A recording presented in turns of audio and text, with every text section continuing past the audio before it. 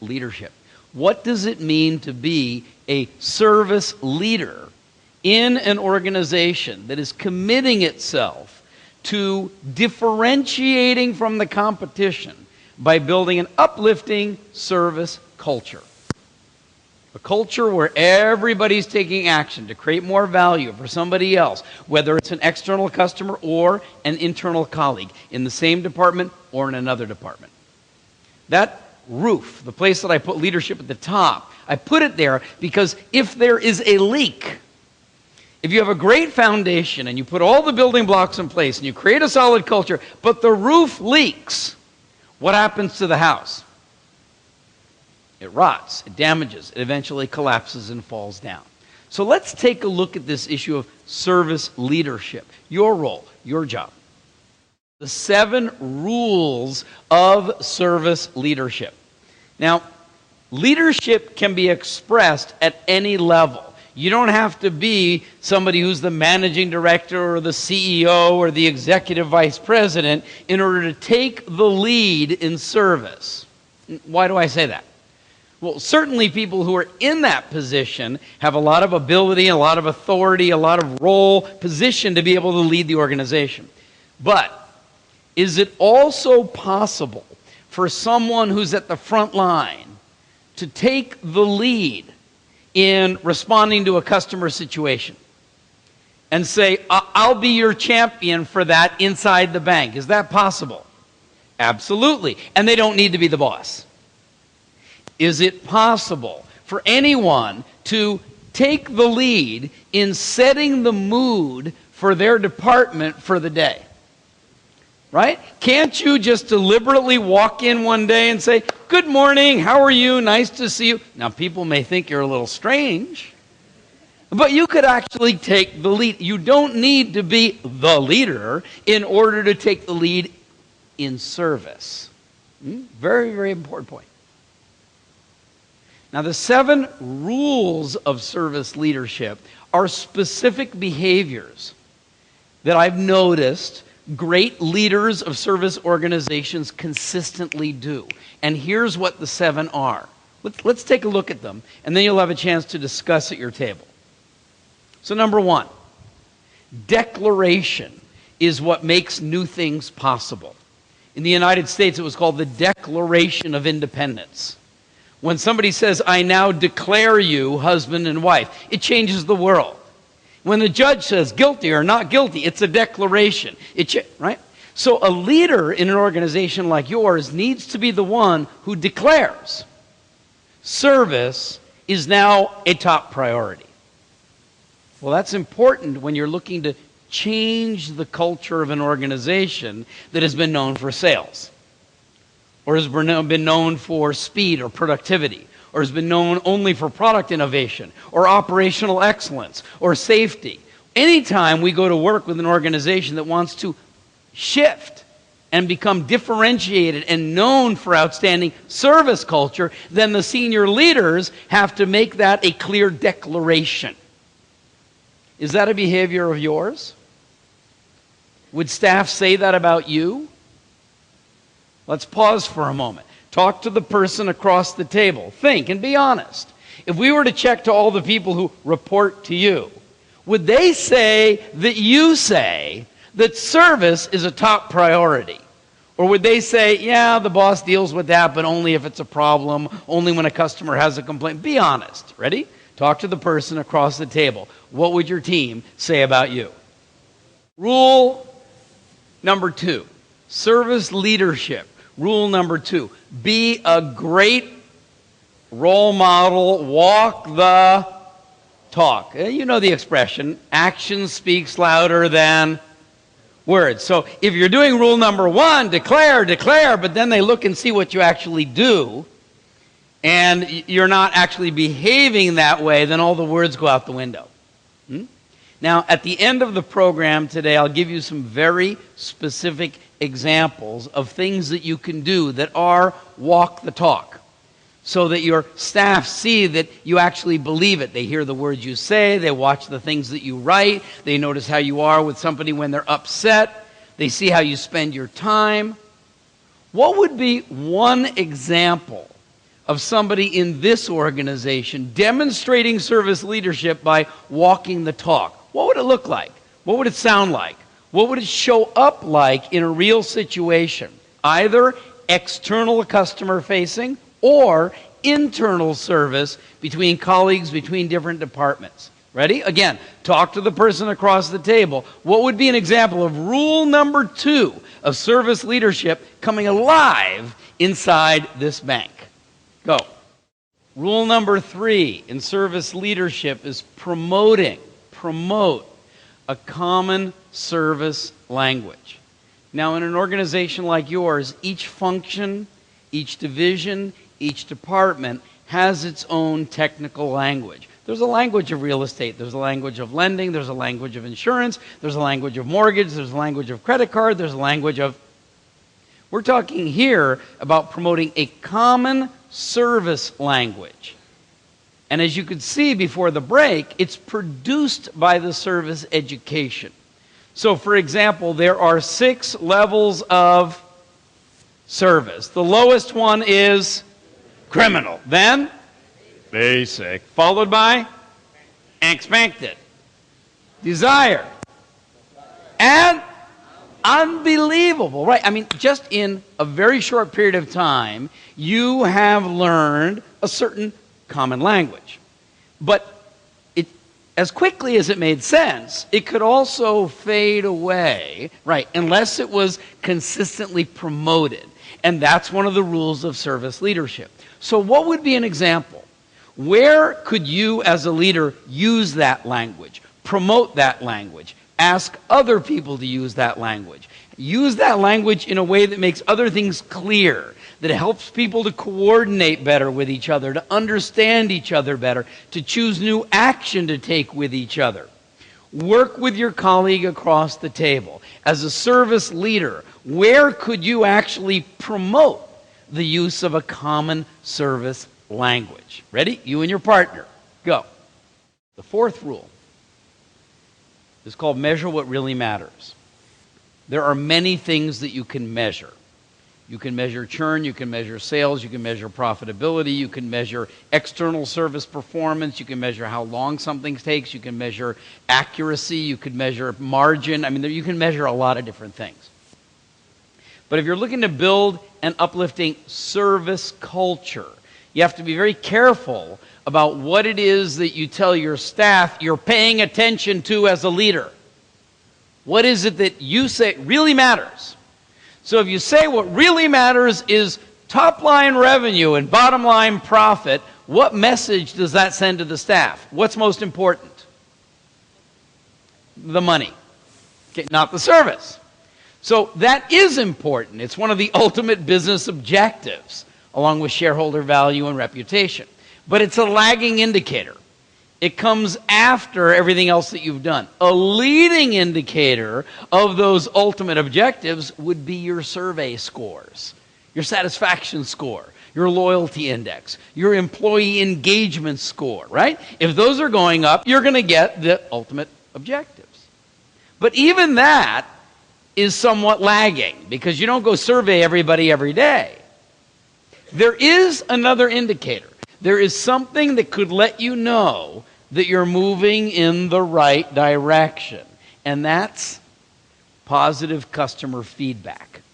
If you're getting a lot of compliments, if you're getting a lot of input, if people are saying, ooh, I like it, and thank you for doing that, if that's coming in abundance, not only from external customers, but even between colleagues, then you know your survey scores are going to go up, which is going to lead you to the ultimate objectives. So now you can see you've got comments, which precede survey scores, which precede ultimate objectives. Here's the big question.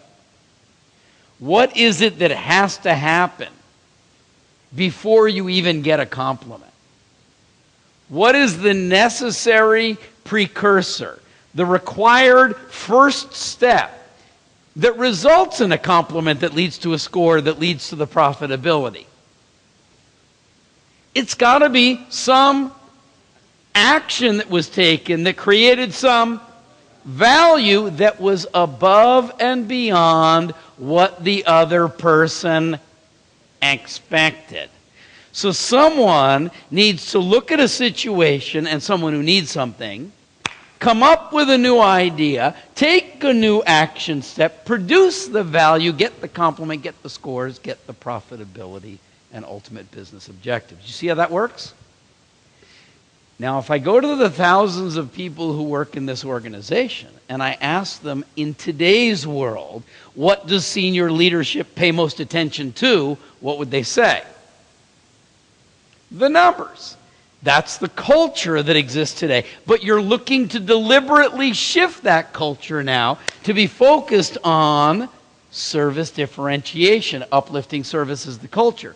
So then what is it that we need to let the staff know really matters? What is it we should be measuring as a service leader? Is it just the numbers? Or should we be watching the scores and counting the feedback and actually keeping track of how many new ideas and new actions have we taken to create more value for someone else? As an uplifting service leader in this organization, you need to let your staff know that you're measuring what really matters. I want you to have a conversation at your table right now. How do you see that apply in this organization? How do you see you could apply that in a way that the staff that work with you say, hey, you know what the boss really cares about? You know what really matters? It's what are we doing today? What action do you take that creates more value for someone else? Conversation at your table. The fifth rule of service leadership, that one of those critical behaviors that a service leader needs to do in an organization, is called enable and empower your team. Now, let me ask, in this part of the world, is that word empower, empowerment, is it something familiar to you? Of course it is. Anybody who reaches a leadership position has heard this word, empower your team. You know, empowerment is important. What's the challenge around the word empowerment? Why is it that some leaders hesitate to empower, to give authority, to give responsibility, to give people the freedom to make a decision, to take some action? What is it that would cause you to hesitate? Yeah, fear. Fear. If you're afraid that the person that you empower might do the wrong thing, make a mistake, make a bad decision. You know, if you can't be sure that that person is going to make a good decision, you would naturally hesitate to give them empowerment. Clear. But let's look at this the other way. If you could be absolutely sure that somebody could make a good decision, they understood, they could think well, they would come up with a good thing to do. If you could be sure, would you gladly empower them? Yes or no? Absolutely. So, how do you know that someone can make a good decision? What is it that you would need to do in order to give yourself the confidence as a leader that, in fact, they could make a good decision in whatever situation arises? Yeah, very good. You would have to take responsibility for doing what? For what? For educating them, for coaching them and mentoring them and supporting them and helping them work through issues. And even if they make a mistake, you would say, great, let's learn from that together so that the next time you can make a better decision. That's why this rule is not empower your team. It's, as a service leader, take responsibility to enable and empower your team. Now, let me be clear. When I talk about the sixth rule of service leadership out of 7, and it says, remove the roadblocks to service, I'm not saying to remove yourself.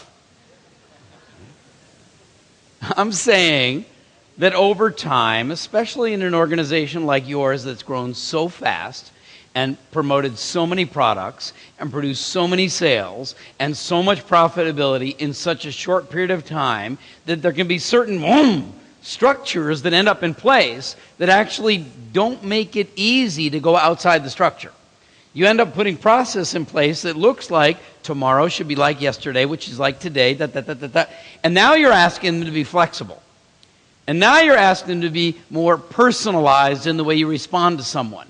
And now we're asking them to come up with some new action that will produce a complement, but they could look at all of the structures and the process and the procedures and say, hey, wait a minute, I can't do that. Unless you as the leader say, yes, you can. But boss, what about? And you say, no, let me explain. That can actually be removed in a certain situation.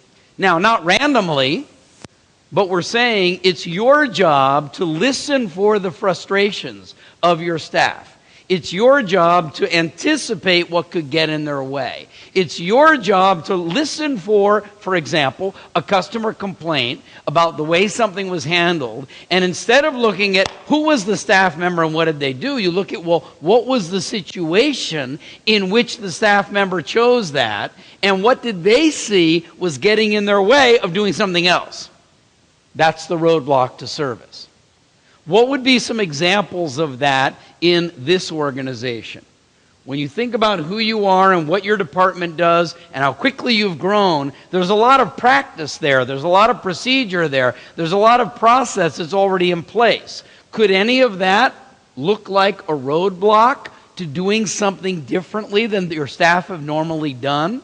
Could you, as a service leader, take the lead in helping to remove the roadblock to service so that while we're educating and encouraging people to take new action, they won't say, but I can't. Why not? Because of, well, that would be the roadblock to service. And it's your job as a leader to help make that go away.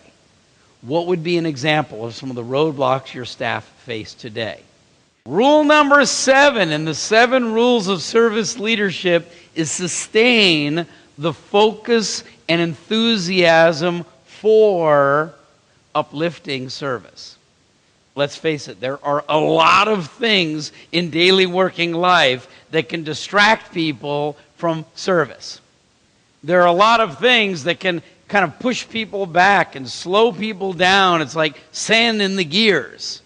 Your job is not only to remove the roadblocks, not only to promote the common language, but sustain that focus and enthusiasm over time.